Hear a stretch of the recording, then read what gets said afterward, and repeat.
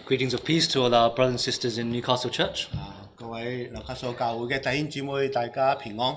For this session, I'd like to share the topic to ask God for wisdom. 喺呢一節啦，小弟就以求神賜智慧作為我哋嘅今天題目。Let's turn to the book of James, chapter 1, verse 5. 雅各書第一章第5節。James chapter 1, verse 5. 雅各書第一章第5節。If any of you lacks wisdom, let him ask of God, who gives to all liberally and without reproach, and it will be given to him. 第5節，你們中間若有缺少智慧的，應當求那厚賜與眾人，也不斥責人的神，主就必賜給他。Here, Elder James encourages us that if we lack wisdom, then we should ask God for wisdom. 雅各長老嚟到告訴我哋，如果我哋覺得自己係缺少智慧嘅話，咁我哋應該嚟到向神祈求。Not only that, but he will give to us liberally. 唔單止咁樣，佢亦都係好願意賜給我哋。And without reproach. 沒有斥責人㗎。Meaning that he will not rebuke us for asking for wisdom. 意思就係話佢唔會因為我哋向佢求智慧，佢就會責備我哋。Although we do lack wisdom in many things. 雖然我哋喺好多方面都缺乏呢個智慧。We are insufficient in many areas of our lives. 喺我哋嘅生活裏面有好多嘅地方，我哋缺少智慧。But God still wants to give us wisdom liberally. 但係神佢係好願意嚟到賜智慧俾我哋。He wants to provide for our needs. 佢希望我哋能夠係供應我哋自己嘅需要。But here we notice that he wants us to ask him. 但係喺呢度話佢要我哋向佢求。God is more than willing to give wisdom to us. 神係非常之願意係賜智慧俾我哋。But Elder James makes it clear that we need to ask.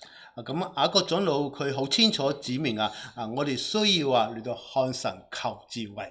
If we ask, that means we care about something. 當我哋要求嘅時候，意思就話我哋係好希望得到某種嘅東西。If for us the wisdom of God is important, then we can ask and we should ask. 咁如果我哋覺得智慧係非常嘅重要嘅話，我哋係應該而且係必要嚟到向神求㗎。Now the question then becomes, what is this wisdom and why do we need to pray for this wisdom? 意思問題就係呢個智慧係乜嘢？點解我哋需要求呢個智慧呢？ When we look at chapter 1 verse 2, 第一章第2節話 we find that the context is concerning various trials that the members may encounter. 咁第2節我哋睇到嗰個內容係重點就係呢啲選民落喺百般嘅試煉中。In other words, under various trials, we need the wisdom to overcome. 意思就係話我哋落喺百般嘅試煉中啦，我哋要有呢個智慧嚟到去勝過。As human beings, it's natural for us to want to avoid trials if we can. 咁喺對於我哋人嚟講，我哋都係盡量避免有呢啲嘅試煉嘅事情。But here, Elder James tells us that it's actually a good thing when we encounter trials. 咁而呢個一個長老佢指出話，其實我哋落喺試煉中係一個嘅喜樂嘅事情。Yeah, in fact, it is. We should count it all joy when we fall into various trials. 所以話我哋落喺百般嘅試煉中都要以為大喜樂。Now, why should we face our trials with joy? 點解我哋面對呢個試煉中係會喜樂呢？ Verse 3 says, 咁第3節話 knowing that the testing of your faith produces patience. 因為知道你們的信心經過試驗就生忍耐。So from here we understand that the purpose of undergoing trials is to test our faith, to produce patience. 咁嗰個試驗嘅目的咧，就係要嚟到係生出信心，最後能夠係忍耐。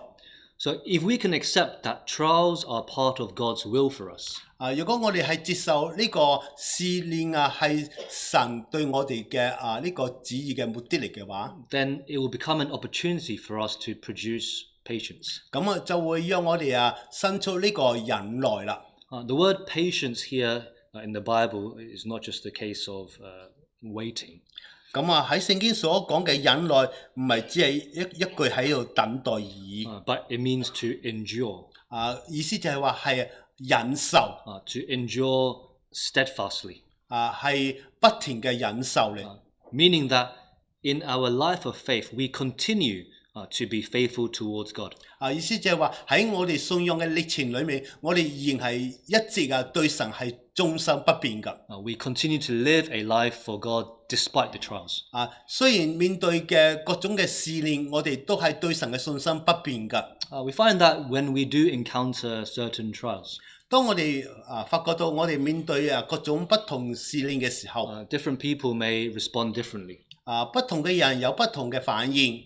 The first response may be that people will feel quite bad, they will feel quite down. 咁一般人面對呢啲嘅試煉，都係覺得係好憔悴、好在爽。Some people. 有啲人。Or we may even get to a stage where we complain against God. 又或者我哋會達到一個嘅情況，就係我哋喺度埋怨神。God, why did you allow for this thing to happen? 神點解你讓呢啲事情發生呢？ And in the worst situation or worst case scenarios, that we may even feel bitter towards God.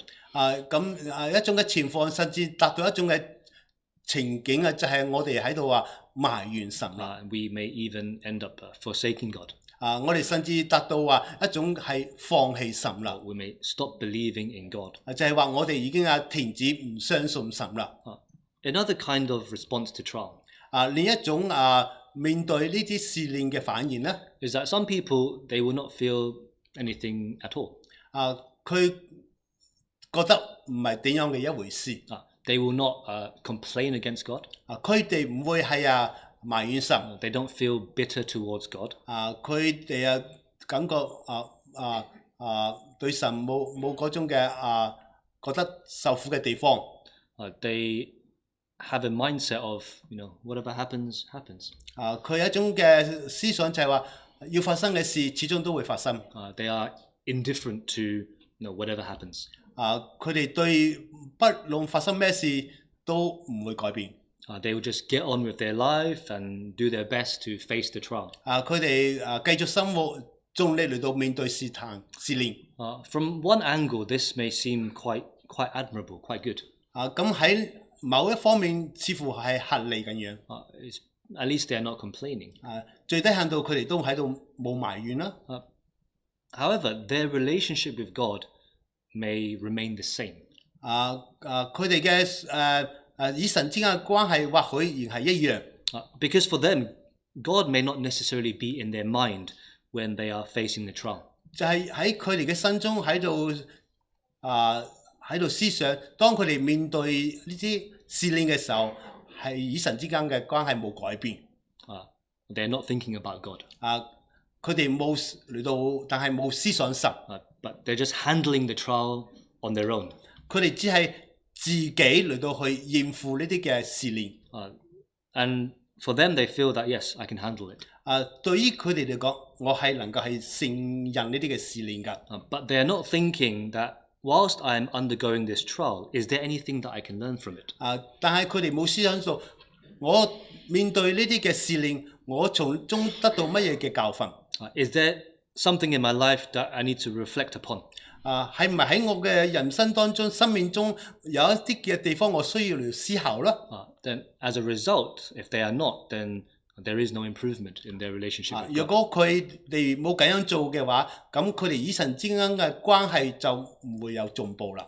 So the third kind of response 咁對於第三種嘅反應呢 is that we understand that God allows us to face different kinds of difficulties in life. 我哋明白到神係我哋明白到神係讓不同嘅試煉臨到我哋身上。We understand that this becomes an opportunity for us to grow spiritually. 我哋亦都明白呢個係一個喺我哋靈性一個增長嘅一個機會嚟㗎。Because during these trials, we begin to reflect, think about our faith, our relationship with God.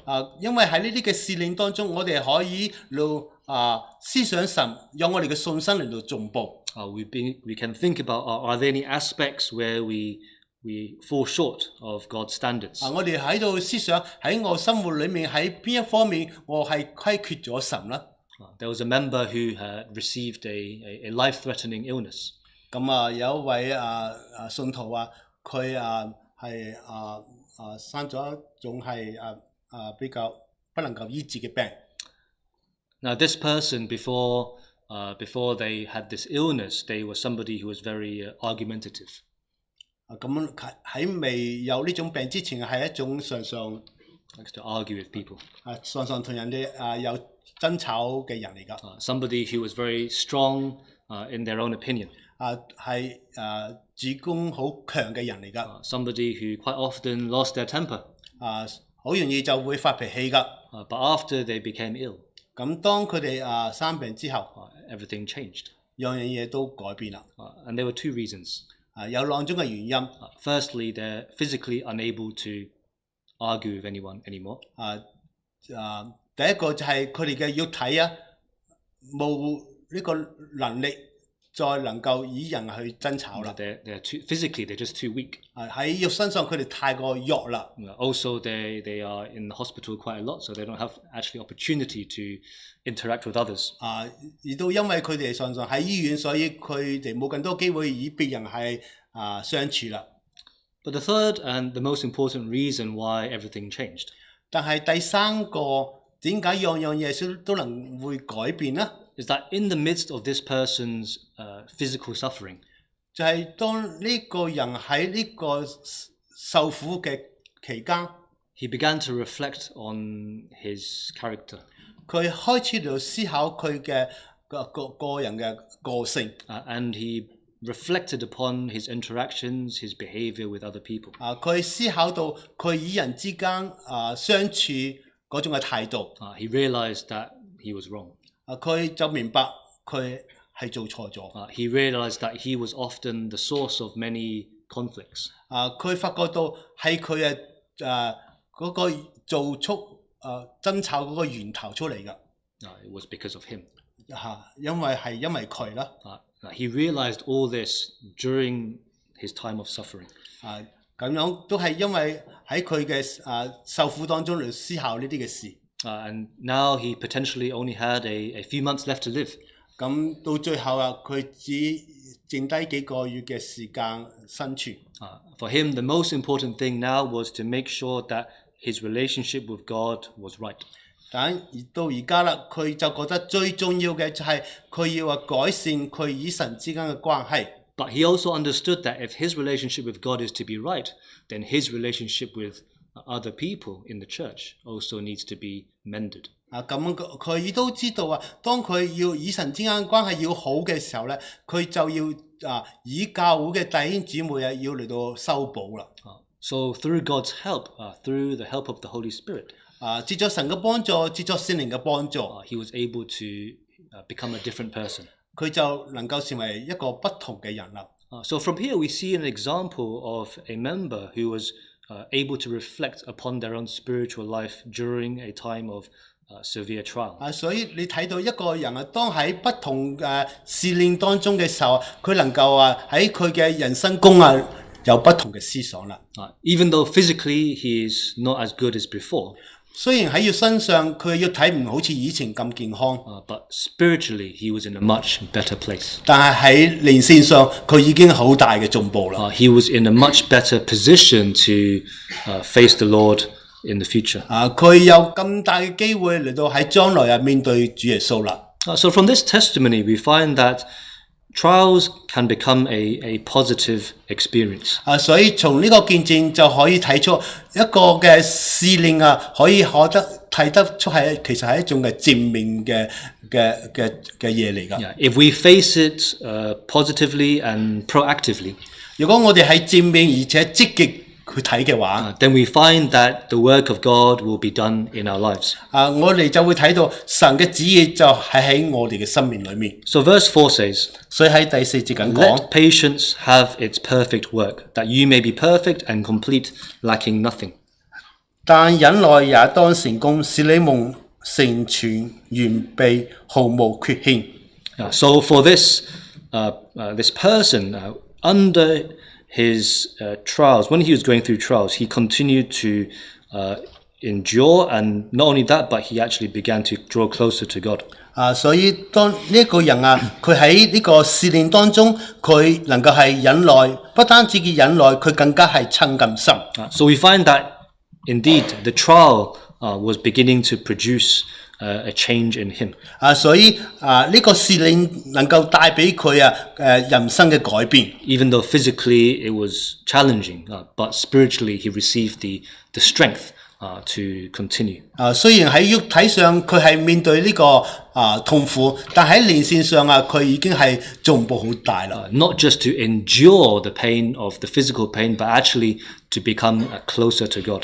唔單止係能夠忍受肉體嘅痛苦，更加以能夠係更加親近神啦。So we find that his endurance, his patience produced this perfect work. 所以佢嘅忍耐啦就能夠係完備啦。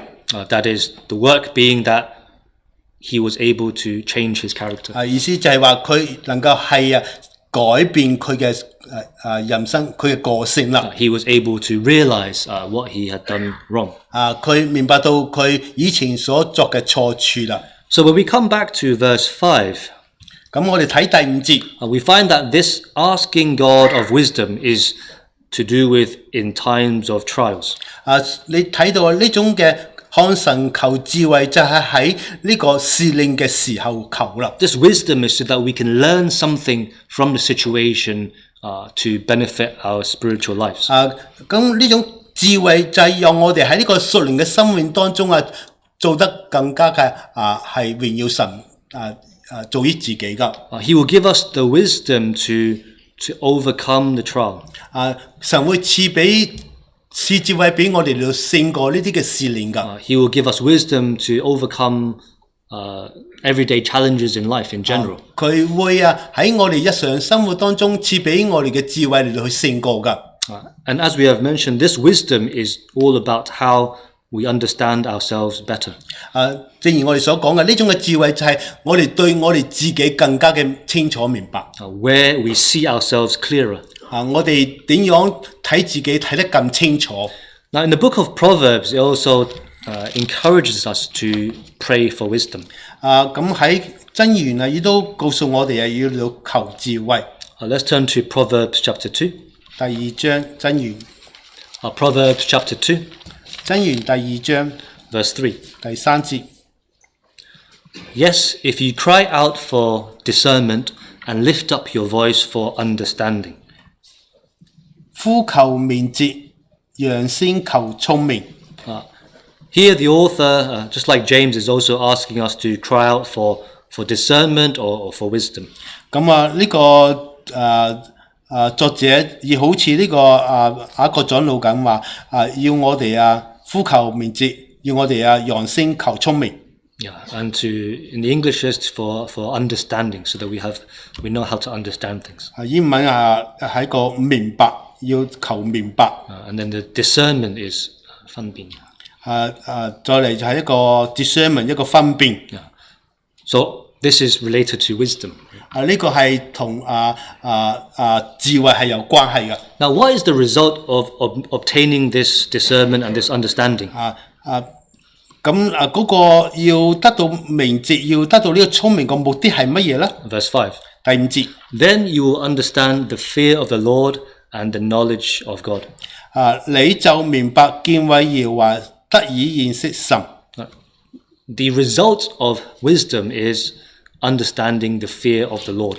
咁嗰個智慧要得到智慧嗰個結果就係要嚟到明白敬畏神。Understanding the fear of the Lord means that we begin to examine ourselves to the standards and the expectations of God. 明白敬畏神律制意思就係話喺我哋嘅生命裏面我哋嘅靈修有冇達到神嘅標準？ We begin to understand more about who God is and what He expects from us. 我哋更明白神係邊一個亦都更明白神要求我哋係乜嘢。 We begin to understand more about the nature of God and therefore what kind of person we should be as a child of God. 我哋亦都更明白神究竟係一個如何嘅神。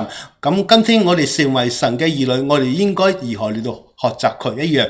Verse 10 says, 第10節話 When wisdom enters your heart and knowledge is pleasant to your soul, discretion, verse 11, 11節 discretion will preserve you, understanding will keep you.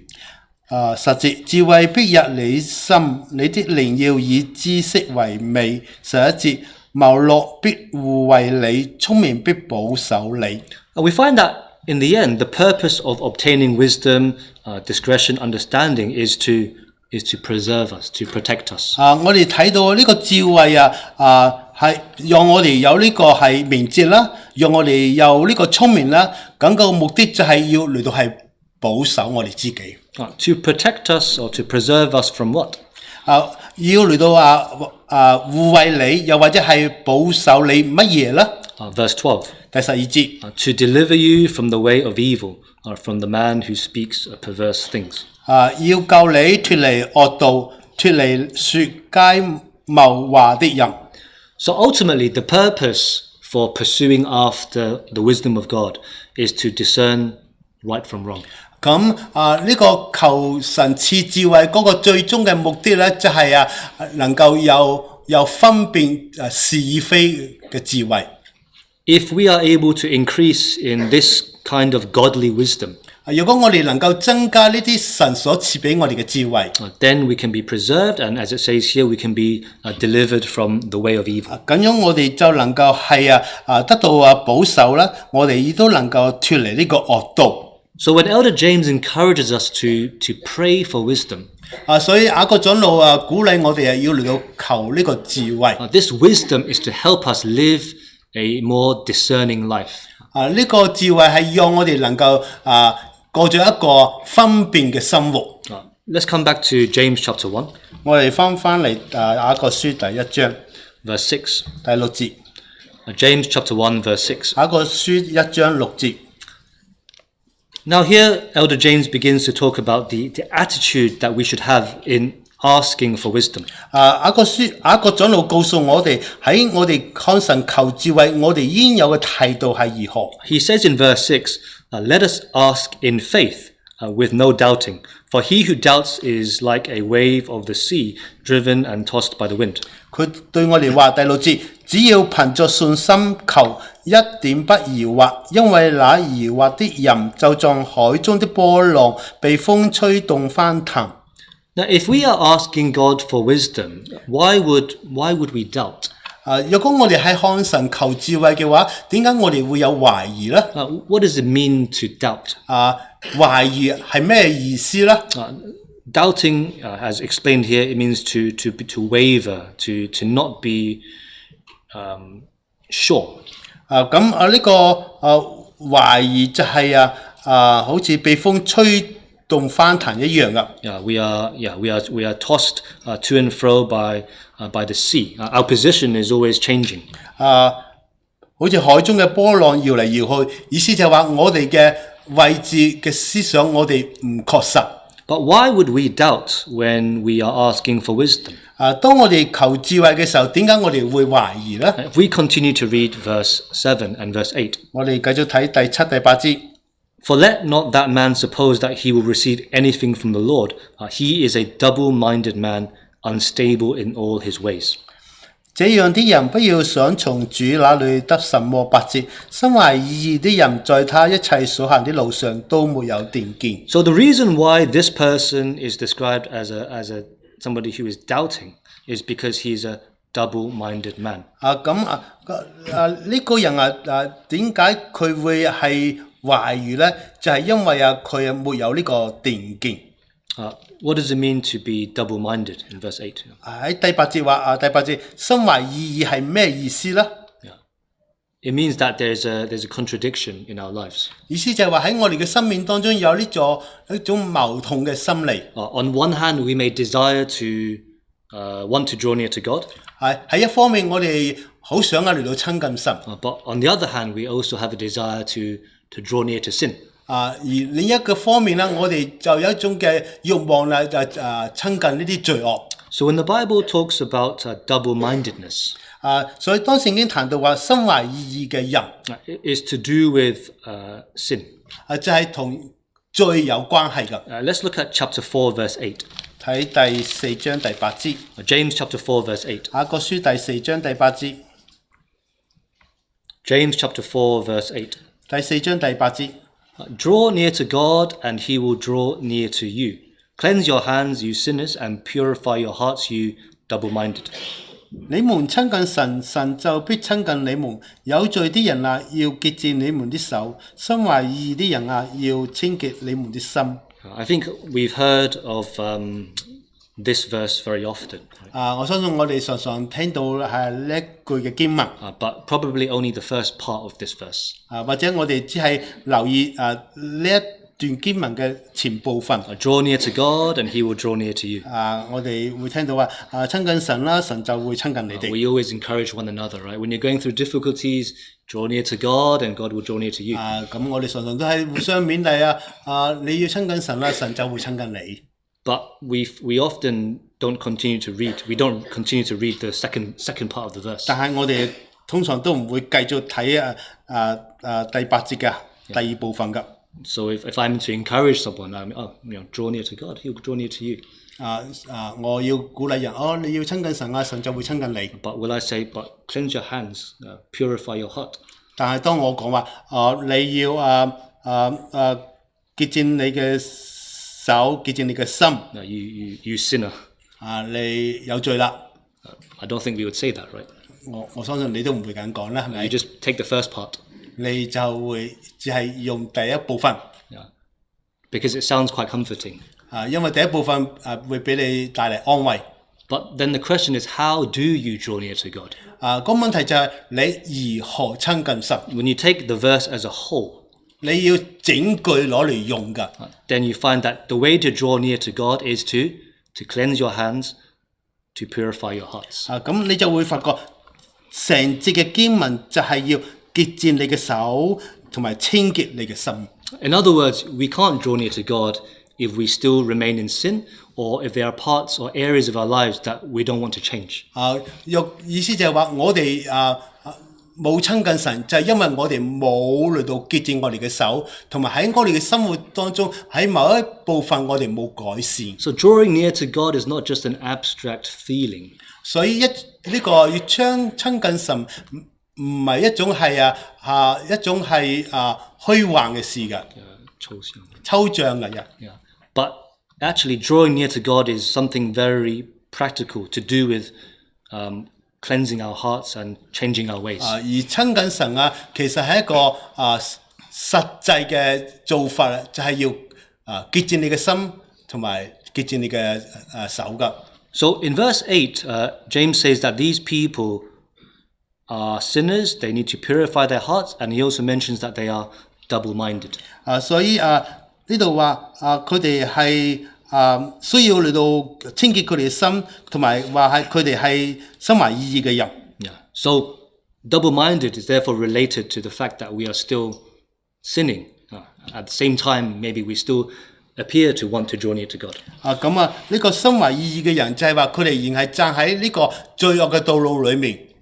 So therefore, if we are asking God to give us wisdom, 所以如果我哋要向神求智慧but at the same time we also are continuing to live a life that is not good, 同時我哋亦都繼續做一啲唔應該做嘅事情， then that is what we mean by double-mindedness. 呢個就係我哋所講嘅心懷二意啦。That is what we mean by doubting. 亦都係我哋所講嘅懷疑啦。In the context of James, doubting God when asking for the wisdom is not about doubting God's ability or doubting the existence of God. 雅各長老所講嘅呢個係疑惑咧，唔係話看神求智慧疑惑，而係對神嘅信心產生疑惑，或者係對神嘅存在嚟到疑惑。Yeah, we don't doubt that God is powerful. We don't doubt that God exists. Most of us. 我哋大家都唔會對神嘅全能神嘅存在會懷疑，大家都唔會。But the doubting here is that actually, if we do want to draw near to God, 但係喺呢度話呢個懷疑就係話，當我哋願意親近神嘅時候， but at the same time, we don't desire to change. 而同時我哋亦都唔願意嚟到改變我哋自己。Then that becomes a contradiction. There's a doubt in your faith. 咁就成為一個嘅矛盾啦。咁就係喺你嘅信心上有懷疑啦。It means that we actually doubt God's will for us. 意思就係話我哋係懷疑神對我哋嘅旨意。We doubt God's commandments for us. 我哋對神嘅誡命，對我哋嘅誡命嚟到產生懷疑。And we would rather choose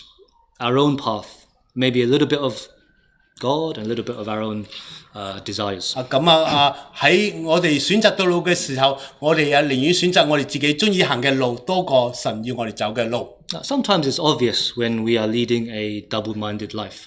當我哋過咗呢個心懷意義嘅生活嘅時候，係好明顯噶。Sometimes it's obvious. 有時係好明顯噶。We know clearly that there are certain things that we need to stop doing. 我哋好清楚，亦都好明白，有呢個事情我哋需要係停止，唔好去做。But sometimes it's not so obvious. 但係有時唔係咁明顯噶。We may think that we are keeping the commandments of God. 我哋會想，我都係守緊神嘅誡命啦。We're not bad people. 我哋都唔係咁壞啦。Compared to others, probably we're okay. 同第啲人比，我已經係 OK 噶啦。But we find that if our faults one day are pointed out to us. 我哋發覺，如果我哋嘅罪惡指中我哋嘅話，one day somebody comes and tells us, I think there's something that maybe you can change. 就係話有一日有人嚟到我哋嘅面前告訴你你有某方面需要改善。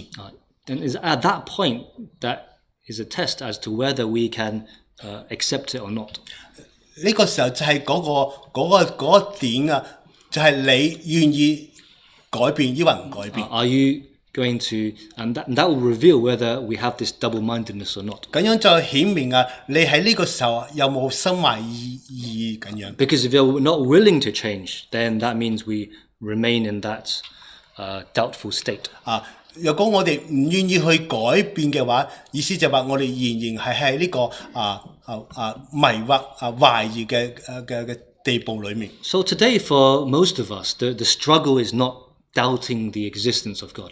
所以現在一般嚟講，唔係話我哋懷疑神嘅存在。We don't doubt the power of God. 我哋亦都唔會懷疑神嘅能力。But the doubting is that we're not really willing to really commit wholeheartedly to our faith. 意思就係話我哋嘅懷疑就係話我哋冇完全真正喺我哋嘅信仰上嚟到求進步。Because we don't really want to cleanse our hands and purify our hearts. 因為我哋冇真正嚟到潔淨我哋嘅手，清潔我哋嘅心。But yeah, I'm sure most of us, we do want to obtain wisdom. 我相信我哋每一個人都想有呢啲智慧。We'd rather be wise than be a fool. 我哋都寧願聰明唔會愚笨。But now we understand that this wisdom, this godly wisdom, is not talking about being clever or having worldly wisdom. 但係呢度神所賜嘅智慧唔係指在世上嘅智慧。It's not about being better than others. 唔係話好過別人。But as we have read, this wisdom of God is having a heart that knows how to fear God. 呢個智慧就係有一個能夠係有股敬畏神嘅心喺度。We may not realize sometimes the state of our faith. 有時我哋又唔能夠清楚睇出我哋嘅信心喺邊度。Maybe only when we do hit a trial, when there are some difficulties in our lives, it will force us to maybe think about it. 或者到咗我哋達到受試煉嘅時候，我哋先至想到呢件事情。So asking God for wisdom is not about fulfilling our own personal desires. 所以向神求智慧啊，唔係要嚟到滿足我哋個人嘅慾望嘅。But this wisdom from God is about knowing how to walk in righteousness, free from sin. 呢個智慧就係如何能夠係離開罪惡去敬畏神。It's not just the case of, okay, I don't think I've committed these obvious commandments or gone against these obvious commandments. 譬如咪話OK 呢啲誡命我都冇去犯。But actually, the wisdom is to search deeper into our hearts to see if there is any filthiness that remains. 而呢個智慧就係更加深入我哋嘅心，就係話我哋嘅內心有冇呢種嘅污穢嘅東西喺度。Things that are not necessarily seen by others, but we ourselves know. 呢啲嘅東西唔一定係別人睇得到，而我哋自己確實係好清楚㗎。Or it may be a case that we aren't even that sure ourselves. We don't even see ourselves. 或者甚至我哋睇唔到我哋自己嘅不好嘅地方。So when we talk about asking for wisdom, 當我哋談論到話向神求智慧 we 嘅時 are 候， asking for God to reveal to us where we need to better ourselves. 就係求神賜俾我哋能夠睇得到我哋需要改善嘅地方。 So that's why Elder James urges us to pray for wisdom. 所以一個長老就係鼓勵我哋、勸勉我哋要求呢個智慧。We find that if we are not close to God, 我哋發覺當我哋唔嚟到親近神， we may not necessarily detect that there is anything wrong in our lives. 我哋探測唔到究竟我哋有咩唔好嘅地方。 But if we cry out to God for wisdom and to be closer to God, 如果我哋向神呼求智慧，更加亦都親近神， then we find that we will become more and more sensitive to the words of God. 咁我哋對於神嘅說話，我哋就會好敏感噶啦。He will begin to reveal to us, what is right, what is wrong. 佢會開始嚟到向我哋顯明究竟乜嘢係啱，乜嘢係唔啱。He will begin to reveal to us that we shouldn't be content with how we think we are, but maybe there's more that we can do. 佢會顯明俾我哋知道我哋唔應該喺某件事情覺得係滿足我哋，或者有咁進步嘅地方。Things that we can do to help our family more, to help the church more. 或者係要幫助屋企又或者要幫助教會更加要嚟到去做。We find that somebody who has wisdom, who has the fear of God, 當一個人有呢個智慧，有敬畏神嘅心， we find that their whole life, not only their life will change, but they will have a proactive mindset to help the church. 咁唔單止佢會改變，而且佢有一個積極嘅態度嚟到喺教會裏面嚟到做得咁好嘅工作。Because the fear of God is in them to push them to go and do this. 因為喺佢心裏面有一股敬畏神嘅心嚟到驅使佢要去做。We find that if we don't have this willingness to serve God, to improve ourselves at home, 如果我哋冇呢種敬畏神嘅心嚟到係侍奉神，或者係對我哋教會要嚟到去幫助嘅話， then it means that we're lacking in wisdom. 意思就係話我哋喺呢方面我哋缺少智慧， We're lacking a fear of God. 我哋缺少敬畏神嘅心。 But we find that when we draw near to God, 但係當我哋發覺自己要親近神嘅時候， when we ask God for wisdom, we ask God to examine ourselves. 我哋向神求智慧，我哋向神嚟到審視我哋。 Then we find that God will give us the strength and also give us the discernment to know exactly what we must do in our life.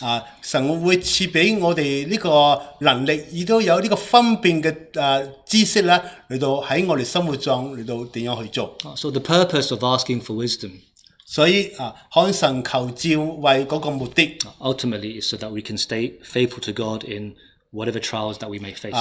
最終嘅目的就係無論我哋喺任何嘅試煉當中，都能夠係信靠神。And even if we don't face trials, then we know how to live a God-fearing life in our everyday life. 或者我哋雖然之間冇面對呢啲嘅試煉，但係我哋喺日常生活中都存在一個敬畏神嘅心。But if we do pray to God for wisdom, 但係如果我哋真正係向神求智慧嘅 not 話， only will we help ourselves, 唔單止會幫助我哋， but we will help our family, 亦都會幫助我哋嘅家庭， and in the end, we can also help the church. 最後我哋亦都能夠係幫助教會， So may God help us all. 願神嚟到幫助我哋。 Let's sing hymn 387. 唱讚美詩387首。